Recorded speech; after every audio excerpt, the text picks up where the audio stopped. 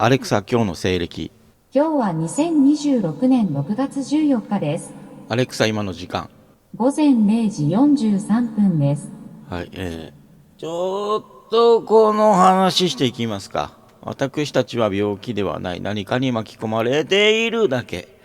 危ないのはその巻き込んできている側。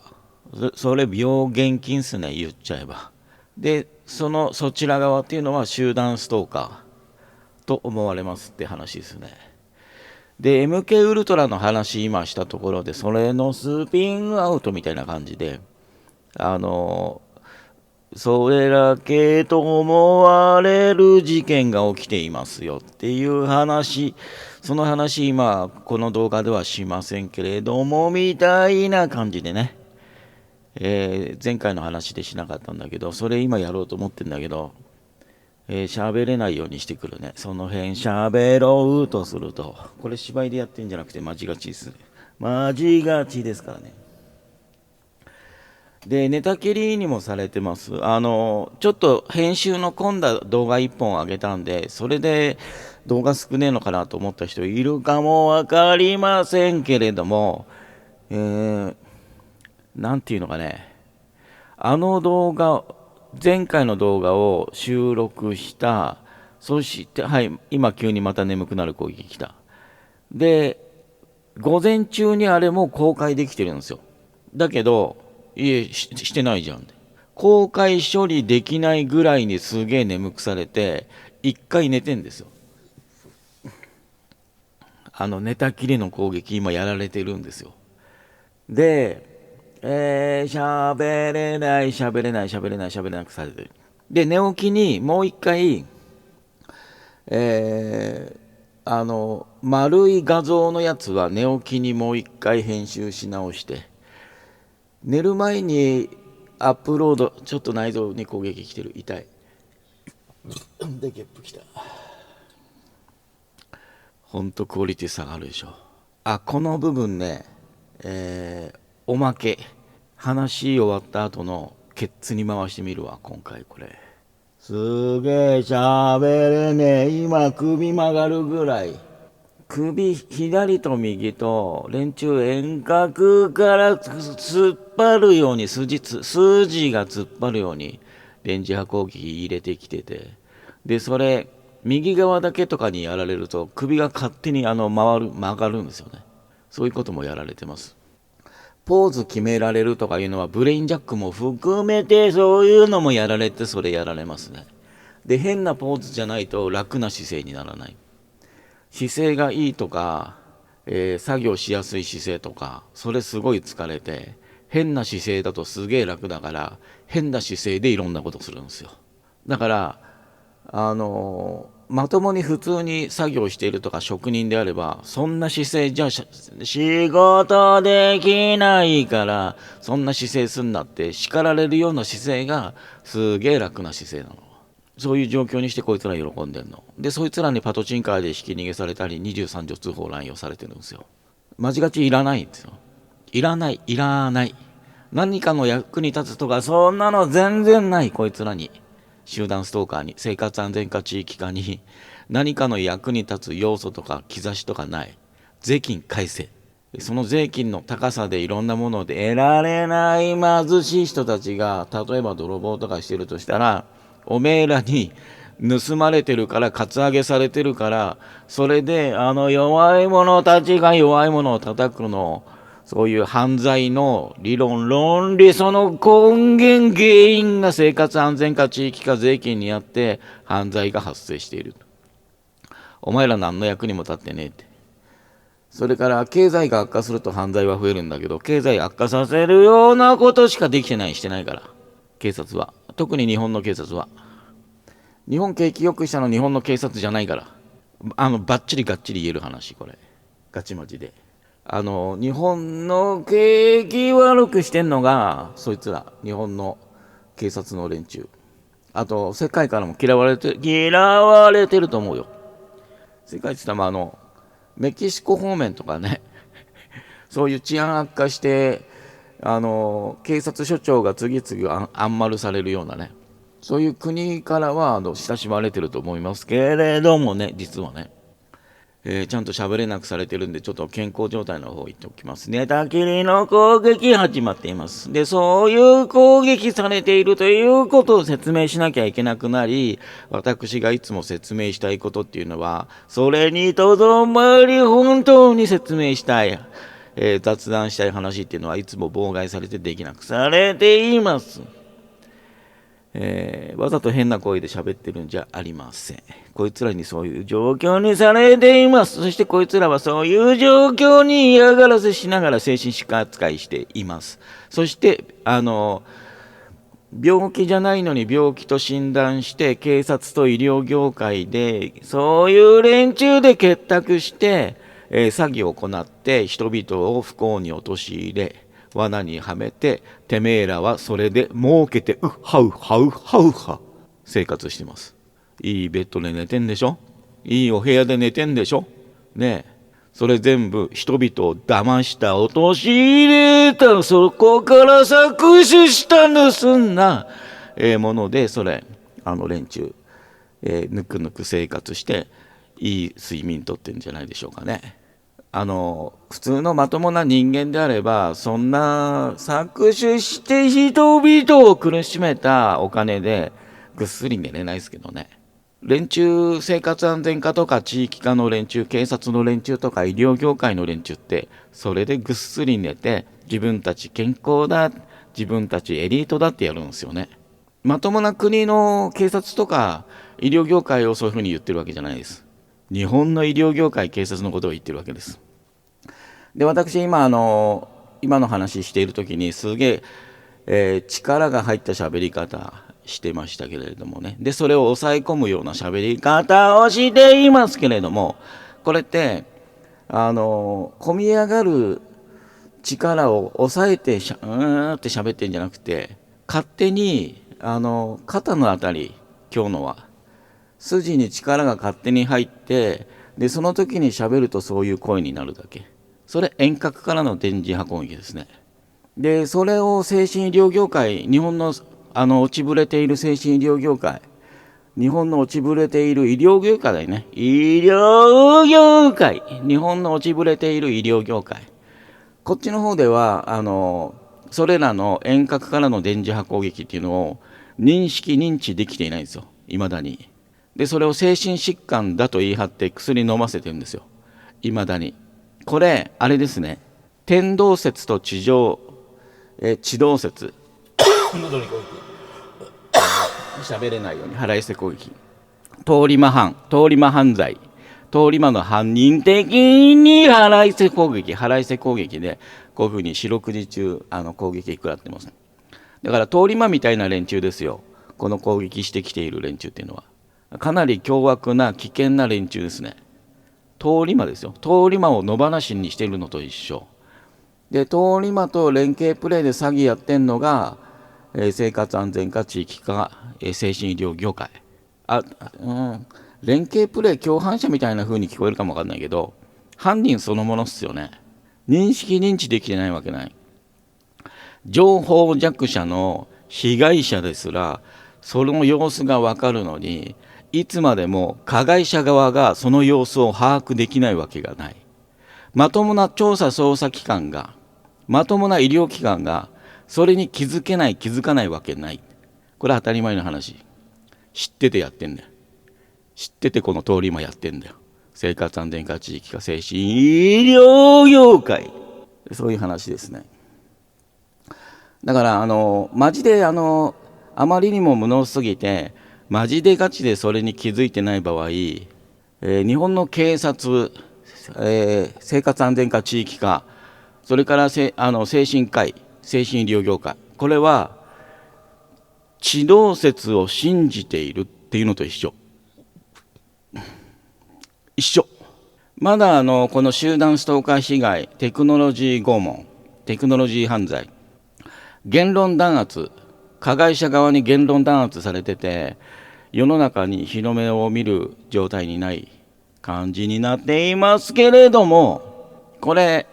私レベルでも発覚分かる、理解できる話なんで、私高卒です。そんないい高校に行ってないですよ。頭のいい高校行ってないですよ。高卒は高卒でもね。高卒は高卒でもその辺の大学卒業した人よりも優秀な高卒っていっぱいいますからね。マジガチいっぱいいる。貧乏育ちっつうか興味がないだけでもう高卒ですぐに飛んでっちゃった人、社会に出ちゃった人たちいっぱい。そっちの方がまともな人たちいっぱいいる。大学出てる連中こそいつまでも何したらいいか分かんねえやつ連中じゃん。でそういうのの最もそういう連中の行く先って公務員だからね。何の希望も夢もないただ生きろ生きろ生き延びろみたいな感じでただ生きてるだけの人たちで、なんか変にモラルは持ってたはずなんだけど今そいつらのモラルってどうなったんですかね。公務員に入ってから公務員の掟を知ってアルバイトで公務員の職場入ったことあるからね。裏金っていうかだから税金節税するんであればディスカウントショップで買えばいいじゃないですか。文房具とかも全部税金で買ってるんですよ、職場って。でもそういうことしたら癒着している業者、出入り業者に利益いかないじゃないですか。そうするとその業者が潰れるじゃないですか。我々が税金で何か物買うときにディスカウントショップで買うわけにはいかないじゃないですか。商品定価で買わなきゃダメじゃないですかっていう経済理論で税金使ってる。しかも私行ったところ大学だったんだけど、公立のねアルバイトで行ったところね、全然その話と違う話になってるでしょ。その話を喋れないようにこういう風になってんの。そんでその話は喋らせるみたいな感じ。こういう感じ。すべて連中が許可した行動をしないできないみたいな。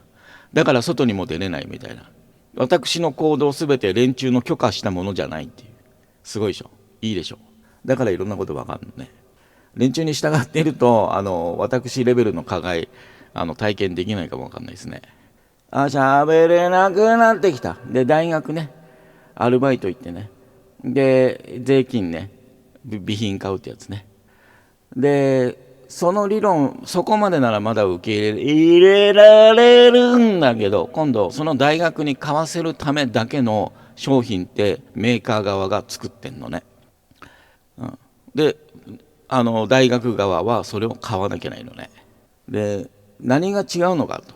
いうと、一般人市販している商品、例えばこういうやつなんだこれ電子ばかりっつうの、こういうやつを買う場合一般人には700円で売られてるんですよ大体ね。アマゾンでね今ね。当時はアマゾンないけどゲップ。私が大学でアルバイトしたちょっと内臓痛い。すげえ冷や汗みたいのも入れてきてる。全部電磁波講義なんですよ。でそういうので自分の体調を心配するようにネガティブな気弱な状態になるように精神くじくようにすげえ攻撃してきてるのこいつら。でも全部電磁波ってバレてるんですよ。だからどんなに苦しめられても記憶、呼吸ができなくなるぐらいに連中にどれだけ攻撃されても全然物的お参りする連中に、来てくださいなんてやらないわけですよ。やれないわけじゃない。やらない。いらねえから税金返せ。それしかねえから連中に対してかける言葉って。いやー本当いつも税金返せ。仕事もしねえで本当税金返せ。お前らいつ仕事してんの？税金返せ。それしかないから連中にかける言葉って。でそれに対して連中こういう風に通り魔みたいに電磁波で攻撃して喜んでるわけ。それしかしない、できない、やんない連中なんですよ。で集団ストーカーの面々としてアホ面並べてきて生活安全課地域課精神医療協会、そういう感じですね。で何が違うのって一般商品とそこの職場で私の上司みたいな感じで言いたい人に聞いたんですよ。だからなんで税金無駄遣いしてこんな定価で商品買うんですかみたいな雑談になった時にその話も一緒にしてて、カタログとか開いてこれは市販だといくらぐらいで売られてるやつだけど、私たちはそういうあれでこういうのはこの値段で買うんですよ。じゃないと日本の景気支えていけないから、税金である程度そういうことしなきゃダメなんだよって説得というか説教というかね、洗脳されたんですよ。それ私高校生の時高校の時ね、それ確か高校の方でね、アルバイトしたいやつはこの職場あるからやりたいやつやっていいよみたいな、ただ真面目にやれよみたいな感じで、それで別に真面目にやる気なかったけど、そこでお前働いて真面目にやれやみたいな、しばらくお前ここでやれや、そしたらお前の評価上げてやるわみたいな感じだったんで、どうせどこも働かせてくれないし、高校生だから、東北だからね、東京とかだったら高校生でも仕事あるよって言われるかもわかんないけど、逆に高校生の方が誰でも雇ってくれるよみたいなのあるけどね、場所によってはね。そんな感じで、そこでね約1年ぐらいはバイトしたんだけど、市販品と何が違うのって言ったら、騙されてる状態じゃなく、その裏事情を知ってて、これがあるだけメーカーのバッジっつうかね、金属製かなんかのプレートが商品に貼ってあるだけで、値段だけが、商品は全部一緒なんだけど、特にグレードが高い商品になってるわけじゃないですよ。精度が高いとかね、これもそうだよね。こういう精度が高いとか何かがなってるわけじゃなく、普通の商品は例えばこれがないって、全くないわけじゃないからね実際は。だけどその大学で買うやつはこれがついてると。ですっげえ高くなる、値段が何パーセントも、下手すれば6掛けぐらい高くなるみたいな感じ。仕入れ値と売り値の違いぐらい違うみたいな感じです。それ犯罪のレベルですよね。そんなのが全然伝統で横行してるんですよ、公務員が使っている税金の領域って。でそういう領域で国土交通省とかあるわけよね。メインの話、それ今からそれなるわ。別々にした方がいいけど、別々でも意味ないからね、今の連中に妨害されたゾーン。じゃあちょっとそうだね、冒頭でここからはおまけでございますと。妨害された状態で本当にしたい話妨害されましたが、ここからはおまけでございますで、今言ってもこれをケツから前に持ってこなきゃないのか、そういうのも思考できない、未だに。っていうか今はこの嫌がらせ思考停止のされている状態、しかもこのその時にこういうふうに喋れないようにされている状態の時だから、今喋ったことって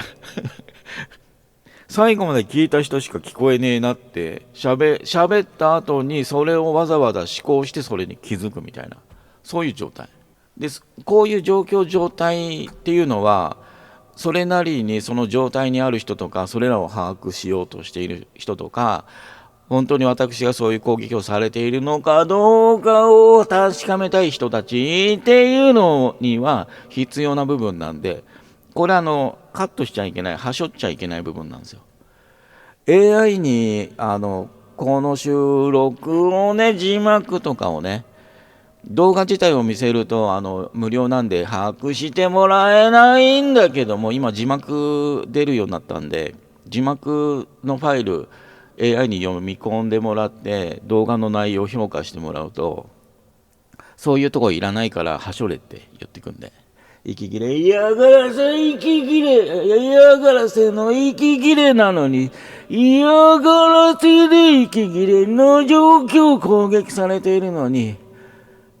今やっとこういう風に呼吸できる感じだから、本当は息切れの攻撃ってマジガチやばいっすよ。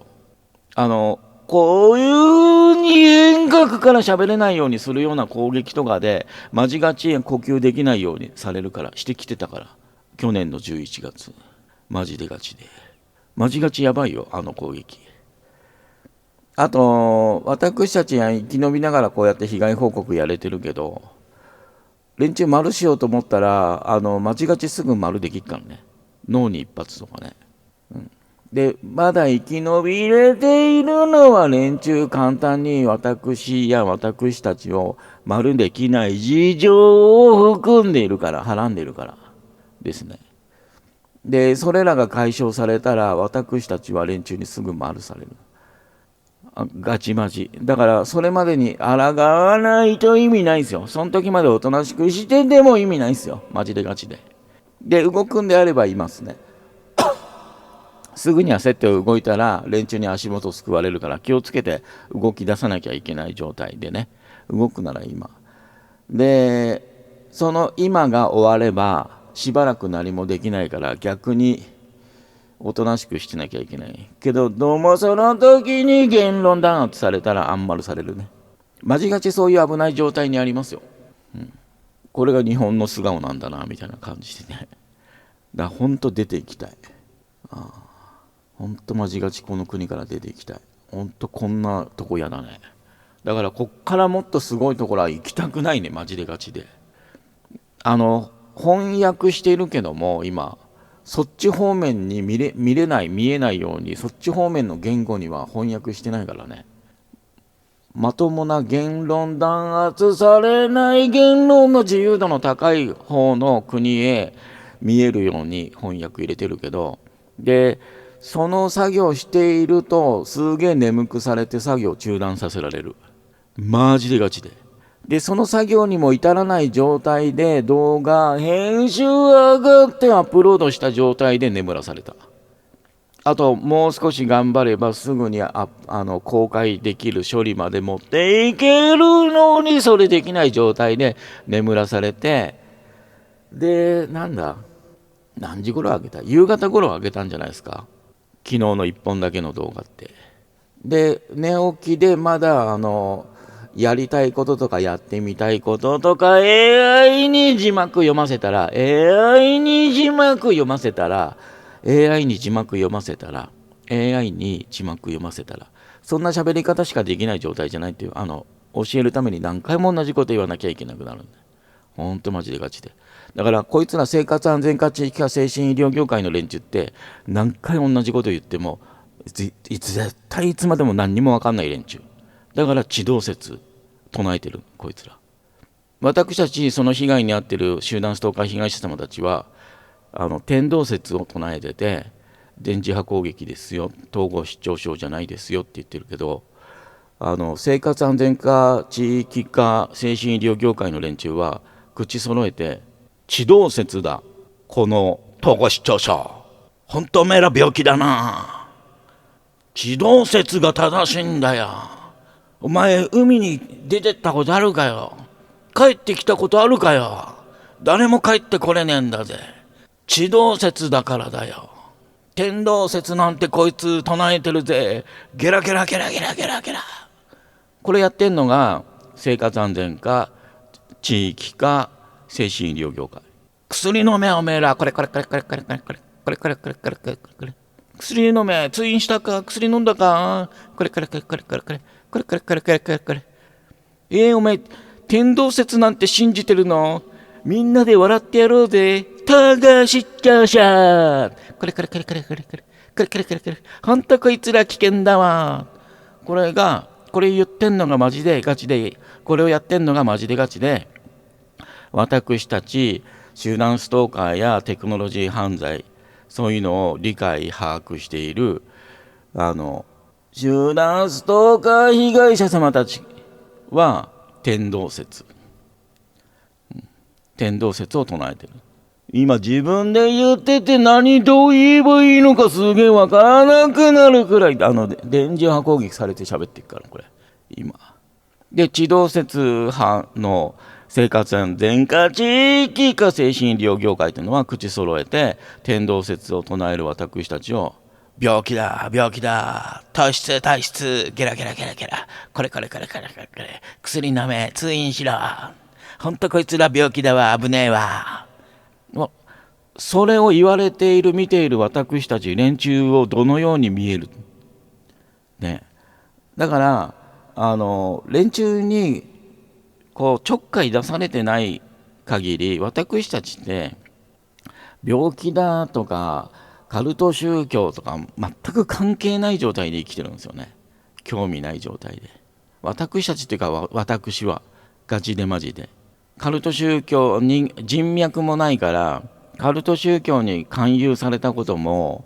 入信したこともないですよ。全然無宗教で何の問題もねえわみたいなのほんとした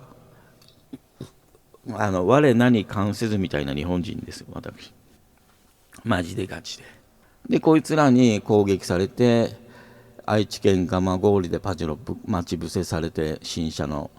20歳の時の私ぶっ壊されたりとかして、それでもなんか変だなと思いながら、なんか自分って運悪いなとか思っていただけなんだけれどもね。変だなとは思ってたから、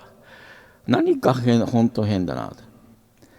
パジェロぶっ壊される前に私仙台でね一人暮らししてたんですよ。全然家出たい人だから。いまだに家出てないから、一度も家出たことないだろうって思われるかも分かんないけど、全然すでに19、18区の頃から全然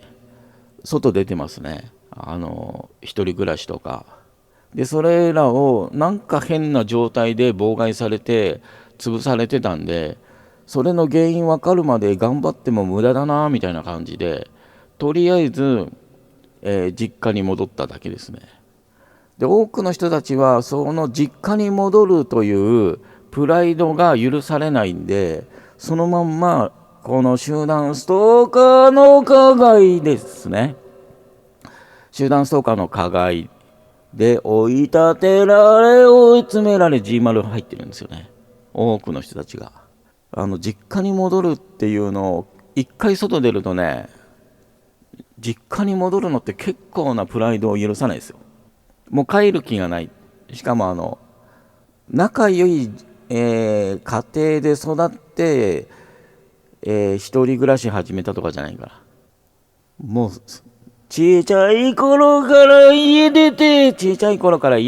て、生活もしていけないのに、もうスタンドバイビーみたいな感じで、映画のねアメリカの家出してみたいな感じ。その後どうやって暮らしていくかも想定できない状態で、とにかく家出てから家に帰らないでもう家出しようみたいなぐらいの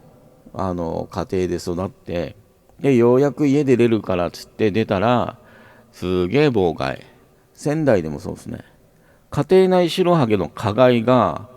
仙台で一人暮らししてる時に入ってくるんだよね。家庭内白ハゲ今動き始めて、わざと台所で聞こえてるよって音出してるけども入ってくるんですよ、同じ嫌がらせが。で私はね教えてないんですよ、住所どこに引っ越したかとか。なのに家庭内白ハゲがやるほのめかしとかがちらほら目につくんですよね。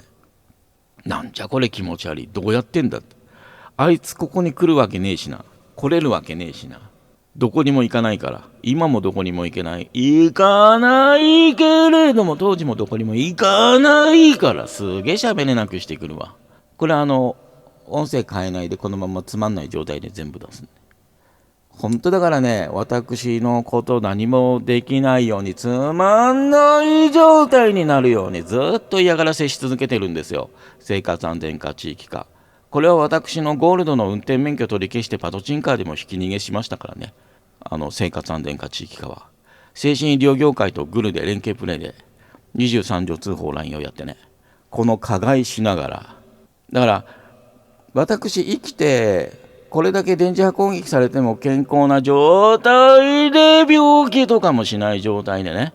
言ってるから、いやそれなりに調節してて抜いてね、そういう加害してんじゃねえのって思われるかもわからないですけれども、いやお前らじゃあ同じ攻撃されてみって、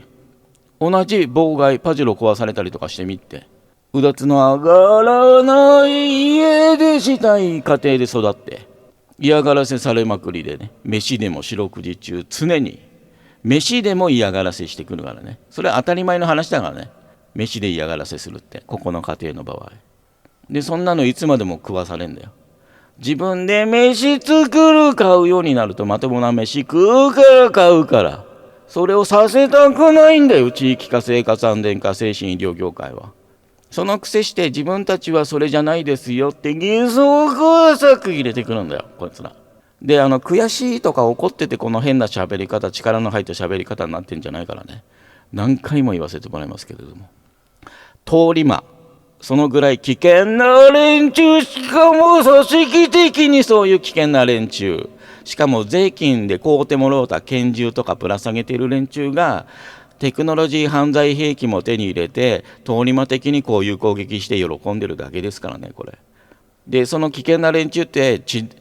動説を唱えてますからね、地動説。で、糖質と私たちを、天動説を唱える私たちを、糖質、カレカレ薬飲めってやってるんですよ。だからそんな間違った連中に国を運用できるわけないんですよ。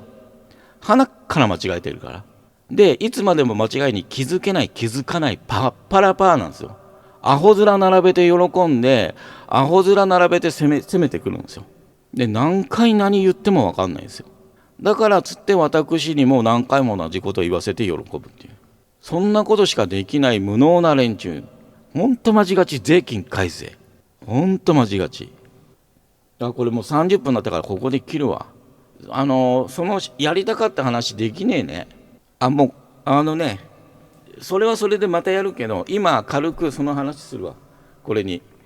ケツに回すとかそういうことしないで、このまんまで全部出すわ。で簡単に言っとく。で今回できなかった話、妨害されてできなかった話、これ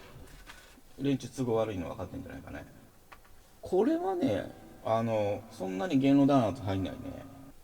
最上愛、立花隆、ここはあんまりそんな言論弾圧入んないと思うけど、ソフトペナルティ入る感じあるね。でこれもそんな感じ確かにあるね。でここ同姓同名の声優とかがいたりしたんじゃないですか。そんなよくある名前じゃないけれども、そういう感じだった。でこれの交際相手みたいのが高野健一ですね。でこれさっきあれって確かこの名前だよなって覚えてて、で検索したら別の名前が出てきて、この名前で活躍している人は複数いますって出て、あれ名前間違えたかなと思ったら、やっぱり、検索バーとかにクリックカーソル入れたらこの名前と一緒で出てきて、やっぱり名前間違ってないんだ。であれふと気づいたね。最上愛も複数人、活動している同姓同名がいて、高野健一もそうなんだと。こっちの方はねよくある名前だよね、むしろ逆に高野健一は。だけどどっちも、有名人が活躍してましたね。でそのMK ウルトラ関連の話でこれ本当はしたかったんですよ。でさらにこれと一緒にこの話もしたかったんですよ。これ勇気。この勇気っていうのは日本で一番有名な警察官、旭川に日本で有名な警察官で勇気ってやついるじゃないですか。名字は分かんない、なんとか勇気。これもソフトペナルティとかに結構入る名前になってるんで、内田とか旭川とか、14歳とか、高校生とか、あと、建設会社、社長とか建設会社社長令嬢で、絡みで日本で一番有名な最も有名なね勇気っていう警察官、そいつクビになってんだよ。もう違うよ。アリバイ工作してんの、警察の方で。この勇気っていう警察官、日本で一番有名な警察官絡みで旭川があって、高校生があって内田っていうのがあって、14歳少女凍結遺体事件とかもあって、建設会社社長令嬢っていうのもあるんですよね。一連の事件ですよ。これあんまりちゃんとはっきりくっきり言うとソフトペナルティとかバンとかそういう権力の言論弾圧が入るんですよ。だからこんな風に言うけど、私が23条通報を乱用されて精神病院に入れられた時にハニトラがあったって言ったじゃないですか。でそれが女子高校生で来たって言った。私もうほんとね、今でもね、ハニトラでもいいけど、だけどもあまりにもおっかねえわなすぎるから逃げてポイしちゃったんだけどまあお前が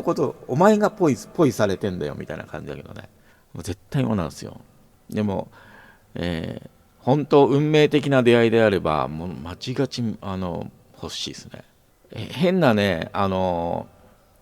つうのかな、どうしようもない子じゃないですよ。結構多感な、間違ち女子高校生には見えなかったけれども、そんなアホとかね、モテないとかそういう感じの子じゃないですよね。逆に私の方がね、バカとかモテないとかダメだこいつみたいな感じですけどね。まあかなり若い時からボロボロにされてるんでね、私の場合で、そのハニトラ23条通報乱用で入ったのが、建設会社とか高校生とか、女子高校生だハニトラだったっていうのは以前から説明しているんですが、これもつながるの。その23条通報乱用で入れられた病院で私の担当看護師っていうのがあったんだけど、その私の担当看護師の名前がこれ、結城。一致点いろいろすげえあるの。そんな偶然ある。でその入院中に翼の塔が逮捕されたのは私がその入院させられた最中で、その時に、入院患者に、翼の塔関係の名前、これはこの勇気とは別で、患者の名前なんでバンとか警戒して、それから私個人情報出してないからね追跡できないからね、その辺で連中いろいろ荒探しして罠かけてきて、私のこういう報告に、人権侵害とか他人の個人情報を出しているとか、そういう揶揄されないように気をつけて喋ってるけど、勇気っていう名前になるとそれなりの公人、それから証拠証明になる話なんで、それは入れた。今までしてなかったのはだから人の名前だからっていう話。ただ、MK ウルトラとか私以外にもそういうのが展開されているとかね、病気じゃないのに病人扱いしてきているとか、それらのからくり、病原菌、これの追跡調査、犯人逮捕、原因、病気じゃないのに病気扱いされるその病原菌じゃないですが犯人ですが、その逮捕につながる状況情報、警察の方はね、もっと私よりもそういう状況状態見てるはず。逆に地震予知地質学者ができないみたいに見すぎてわけわかんなくなってるかもわかんないけど、こっから見てるとね、不自然な一致が多い。その勇気っていうのも日本で一番有名な警察官の名前だしね。でそれと同じ名前が私の担当看護師になったっていうのがね、結構きた。不自然。それから年の差カップルね、高校生とおっさん、高野健一、それから私で、その相手の女性が若すぎる、20代前半だったり女子高校生だったり、そこも一致。それからこの集団ストーカー被害者界隈の政治政党、統一教会とかがね疑われている、NHK とね立花隆ね、それが次の日に襲われるってやつか。そっからのアメリカの大統領も襲われたか、同じような感じですねか、何かありますね。はい、これをしゃべっておきました。ちょっと長くなりましたから、もっとちゃんとまとめたいですが、こんな状態なんで、特に思考停止、記憶消去ね、脳の機能、脳の思考が緩められる、止められる攻撃がかなりきついんで、編集してもさらにまとめた話に持っていけない。これあれは入れるわ。今これ44分、この時点で44分なんだけど、空白部分はある程度カットするわ。AI で手動でやった方が綺麗にいくのは分かったけど、時間かかるからで、そういう作業はね妨害しないんだよ。無駄な作業はね妨害しない、こいつら。その白無音部分を削除するっていう作業、あれ買ったからさ、ちょっと試しとか慣れようと思ってやってみたんだけど、簡単にうまくいくけど、やっぱ時間かかるから、無音部分消すの。だけどそういうのはね、そういう作業は連中妨害してない。眠くしてこなかったけれども、で私それやりながら、これ練習がてら今やってるけど、自動でやった方がいいなって。で自動でやるとね、うまくカットできないんですよ。カットしすぎて不自然になったり、カットが甘かったりするんですよ。やっぱ手作業で切った方がまだいいなみたいな感じでね。これだから、その仕上がり、自動で無音部分を消す仕上がりも連中に妨害されてる雰囲気あるけどね。これ騒音のない部屋でサーキュレーターとか空調の音全部消した状態の部屋で、それなりの音源で静かな綺麗なノイズのない音源でやってるんですよ、これ。それで無音部分うまく消さないからね。で手動で消してると、その時に眠くなる攻撃とか作業中断するような妨害とか入んないからね、やってて。こんな作業にこんな時間かけるんだから別の編集に今やった方がいいなとか、そういう風に考えるぐらいの状態でしたよ。でもしその時にこのぐらいできるんだったら、今この作業じゃなくできてないやれなくされていた編集に移行しようかなっつって、そっちに移行したら多分できなくなるんですよ。そういう感じですよ。狙ってこの作業はさせない、できないっていう風にやられてるんですよ。狙って。で無駄ないらない意味ないことには熱中するように仕向けられてるん